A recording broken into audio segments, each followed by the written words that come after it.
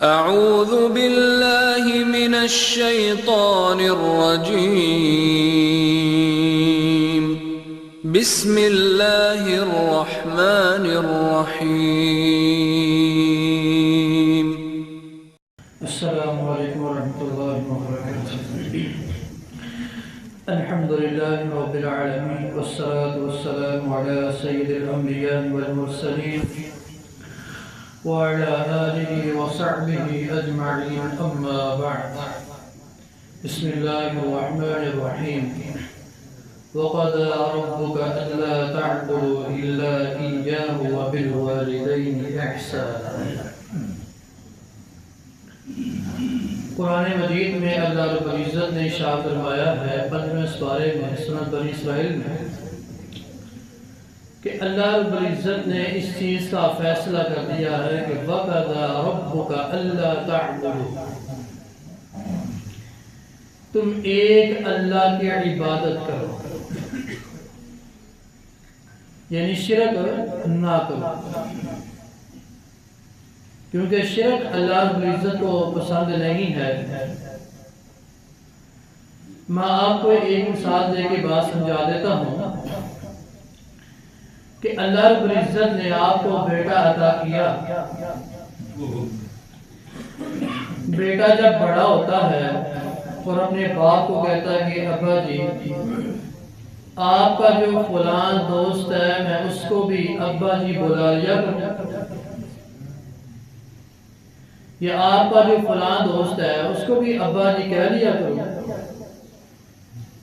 باپ کہے گا کہ تمہیں میں نے پالا ہے، تمہاری تربیت کی ہے، تمہیں اچھے اسکول میں پڑھایا ہے، حتیٰ کہ میرے سر کے بال سفید ہو، تم نے مجھے ہی باپ کہنا، کسی اور کو باپ نہیں کہنا۔ تو جس اللہ نے ہمیں رزق دیا ہے، جس اللہ نے ہمیں عزت دی ہے، جس اللہ نے ہمیں بیٹا عطا کیا ہے، کیا وہ یہ رب گوارا کرے گا کہ میں اپنے بندے کو سارا کچھ عطا کروں اور میرا بندہ مجھے چھوڑ کے کسی اور کی عبادت کرے؟ ہم نہیں اس چیز کا گوارا کر سکتے کہ ہمارا بیٹا ہمیں چھوڑ کے کسی اور کو باپ کہے، جو عرش پہ بیٹھا ہے، جو ہر چیز پر قادر ہے۔ ان اللہ علی کل شیء قدیر، وہ گوارا کرے گا اس چیز کا؟ نہیں۔ تو شرک نہ کرو، اللہ رب العزت نے اس چیز کا فیصلہ کیا ہے کہ ایک اللہ کی عبادت کرو۔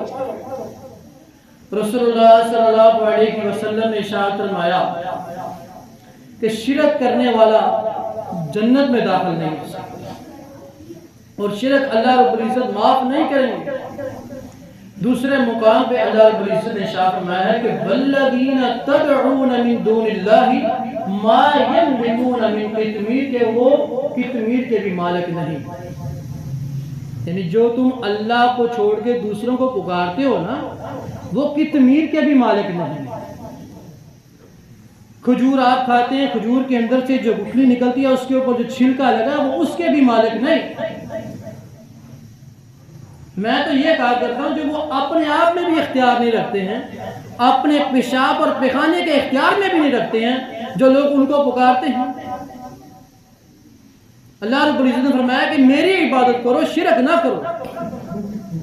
دوسری بات اللہ رب العزت نے فرمایا وَبِالْوَالِدَيْنِ احسانا، اپنے ماں باپ کے ساتھ اچھا سلوک کرو، ان کی خدمت کرو،